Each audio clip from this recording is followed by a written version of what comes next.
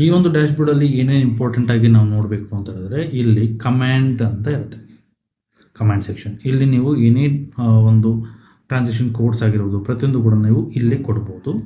So next sap menu ಅಂತ ಹೋದಾಗ ನಮಗೆ ಫೈನಾನ್ಷಿಯಲ್ ಸರ್ವಿಸ್ ನೆಟ್ವರ್ಕ್ ಕನೆಕ್ಟರ್ ಅಂತ ಒಂದು ಆಪ್ಷನ್ಸ್ ಬರುತ್ತೆ, ಆಫೀಸ್ ಇರುತ್ತೆ, cross application components, logistics, accounting. So ನೀವು ಇಲ್ಲಿ ಫಿಕೋ ಒಂದು, ಸೊ ಅಕೌಂಟಿಂಗ್ ಅಂತ ನೋಡಿದಾಗ ನಮಗೆ ಫೈನಾನ್ಷಿಯಲ್ ಅಕೌಂಟಿಂಗ್ ಬರುತ್ತೆ, financial supply chain management, controlling ಬರುತ್ತೆ.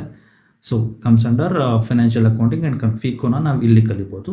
ಎಂಟರ್ಪ್ರೈಸ್ ಕಂಟ್ರೋಲಿಂಗ್ ಬರುತ್ತೆ, ಆ್ಯಂಡ್ ಅದನ್ನು ಚೆಕ್ ಮಾಡಿದ್ರೆ ನಿಮಗೆ ನೆಕ್ಸ್ಟು ಹ್ಯೂಮನ್ ರಿಸೋರ್ಸಲ್ಲಿ, that is human resource comes under HRM.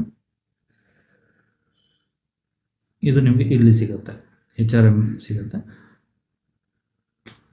And many more.